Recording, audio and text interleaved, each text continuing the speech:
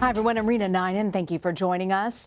Former Vice President Joe Biden officially kicked off his 2020 presidential campaign in Philadelphia on Saturday.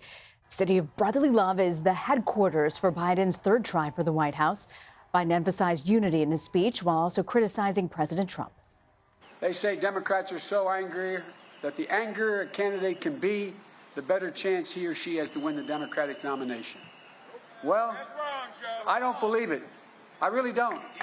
If Democrats, I believe Democrats want to unify this nation. That's what our party's always been about. That's what it's always been about, unity. If the American people want a president to add to our division, lead with a clenched fist, a closed hand, a hard heart, to demonize your opponent, to spew hatred, they don't need me. They've got President Donald Trump. I want to bring in John Micek. He's the editor-in-chief of the Pennsylvania Capital Star. When you look at Pennsylvania, what an important state it's going to be. What are really the key issues that voters want candidates to talk about? Good afternoon, Rena. I mean, you heard a lot of it just now in the former vice president's speech. Joe Biden talked about public schools. He talked about pocketbook issues. He talked about public education. These are all issues that resonate quite deeply with Pennsylvania voters.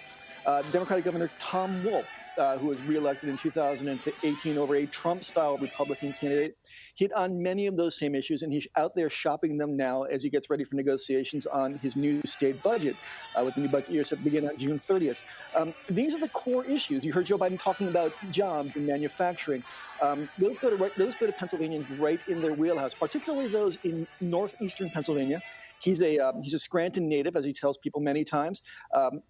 Northeastern Pennsylvania was a strange place in 2016. Luzerne County flipped from Democratic blue to Donald Trump red in 2016. There's been a great deal of hay made over that.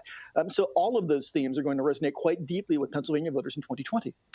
You mentioned Luzerne. It's a great transition. I want to talk to you. I spoke to Ben Bradley Jr. in October. He wrote a book about Luzerne County. It was a traditional, as you mentioned, Democratic county that went for President Trump in 2016. I want to play for you what he had to say about why voters made the switch.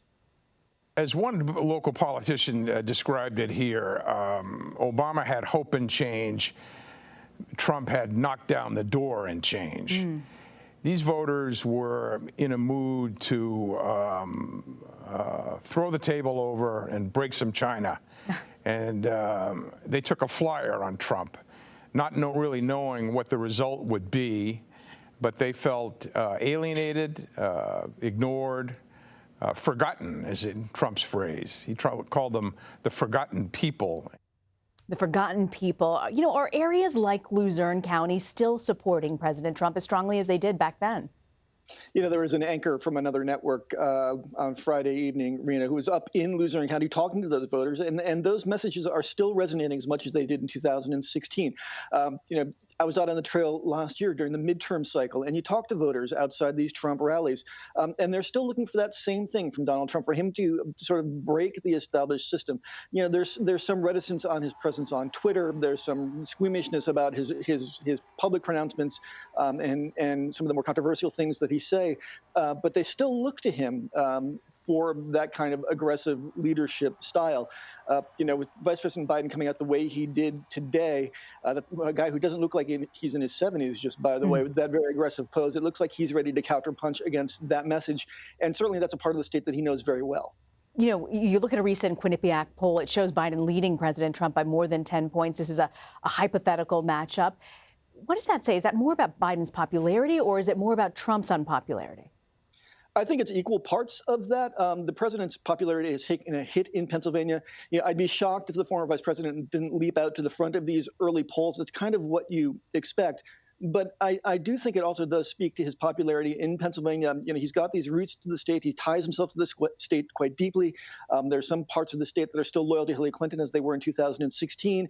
Barack Obama is still deeply popular, as you heard from those cheers in the crowd out there in Philadelphia. And you know, he's positioning himself as the inheritor to that. What does Joe Biden need to do in these states, in these areas where President Trump might still have a stronghold? How does he peel away voters? You know, you saw some of that, Rena, in Pittsburgh when the vice president first announced. He's tied himself deeply to organized labor, still a strong presence in Western Pennsylvania. You had some labor voters who went over to Trump in 2016, taking a flyer on him, as Ben Bradley Jr. just said. If he can kind of peel them off, those labor voters, conservative Democrats in the Southwest and the Northeast who took a run on Trump in 2016, and bring them back on side. And then if he pulls in sort of some of the moderate Republicans in the Philadelphia suburbs who are upset about Trump, and progressive voters in the suburbs who went whole hog in 2016 for Hillary Clinton, who went out in the midterms last November to express their anger, that might be a strong enough coalition for Biden to harness. And the flip side of this, John, President Trump will head to the state on Monday. How is he countering Biden's message to Pennsylvania? I think it's going to be sort of in the classic Trump style. There's a key congressional special election on Tuesday here on primary day to replace Tom Marino, the former congressman who resigned. And President Trump, when he's at these rallies, he makes a great deal of the fact that he was able to pick off Pennsylvania from the Democrats for the first time in 30 years in 2016. So it's a deeply personal thing for Trump. You'll probably see him trot out the patronizing nicknames that I won't repeat here. He'll stress the importance of Pennsylvania, how they came through for him in 2016, and how he'll need them again in 2020. That part of the state where he's going, like Lycoming County, Montoursville, is heavily, heavily Republican. So that message is going to resonate. Whether or not there are actually the number of voters there to sort of counteract, if Biden can do it, a large wave election out of the Philadelphia suburbs and out of Pittsburgh is another matter entirely. And as you look towards the next 18 months, John, are there any counties or cities or towns that you're going to be watching closely that you think might be really interesting in Pennsylvania? Yeah, Rini, it's kind of beyond cliche to talk about it now, but the Philadelphia suburbs are the places where we're going to be watching the most.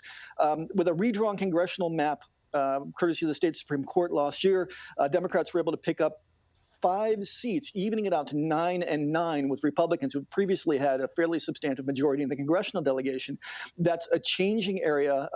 They're college-educated voters. They're women who are angry about Donald Trump. And that's really a place to watch. Of course, we'll all be watching Luzerne County. Can Trump repeat there in 2020? And some parts of southwestern and western Pennsylvania, like Conor Lamb's district, the congressman from the 17th district, kind of Trumpy country that he was able to pick up. Those are some of the areas of the state we definitely be keeping tabs on. John Micek, so grateful you could join us out of this rally, John, and break down this news so quickly. Happy to do so. Thank you.